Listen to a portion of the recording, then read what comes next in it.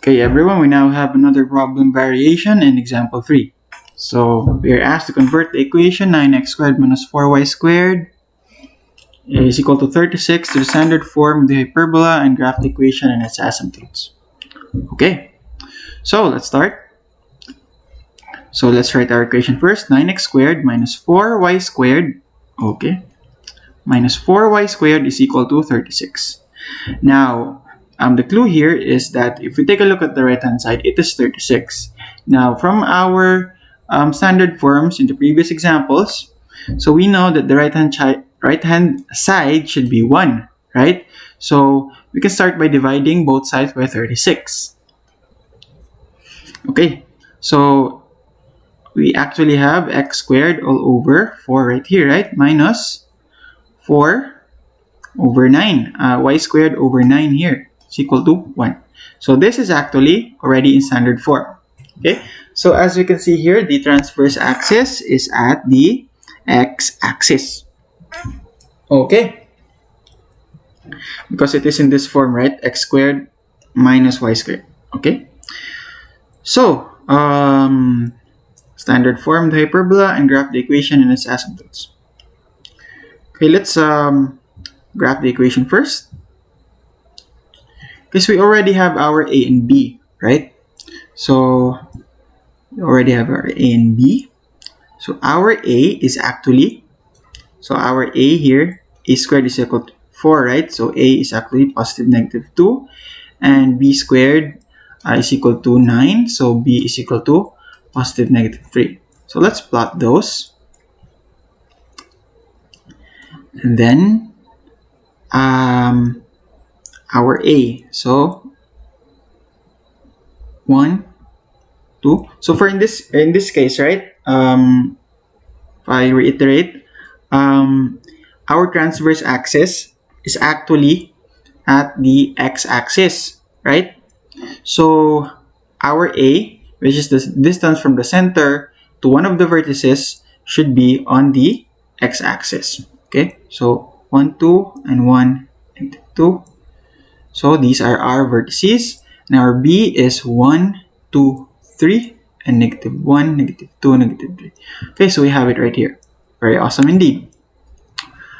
Okay, so our asymptotes, we actually have a formula for this. Our asymptotes is y is equal to b over a x, and y is equal to negative b over a x. So what is our b? What is our b? Our b is 3, right? So if you take the absolute value, which is the distance, right? So we have 3 all over a which is 2. So y is equal to 3 over 2x, and for the other one, we have negative 3 all over 2x. Okay, so these are the equations of our asymptotes. Now, if you remember in our previous in the previous examples, I drew a imaginary box right here, right? Passing through A and B, right here. And then I connected the corners, right? Connected the corners, like so. And also the other way. So these lines are actually, the graph of these two equations right here. So because if we take a look at the dimensions of this box, this one, the height of this is actually 3, right? And this is 2.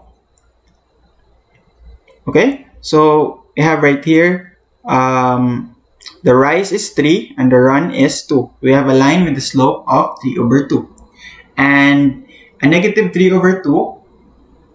So it is the line orthogonal to this line. So what you have right here, this negative 3 over 2x is this one. Okay, and this is this. Okay, so that's how you can either use this for manual graphing, the imaginary box, or you can also plot the y is equal to 3 over 2x, b over ax, and y is equal to negative b over ax. Okay, so then after that, you can then plot your graph like so. Okay, Oh, I'm sorry. So this is not, this is wrong because I forgot that our vertex is at the x-axis. Okay, so this is the graph that we need.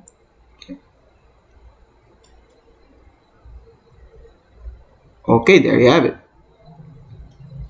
Okay, let's see if we actually got this right. So let's check our answer. Okay, so there we have it. We got it right. Okay, so thank you for watching and I will see you in the next video.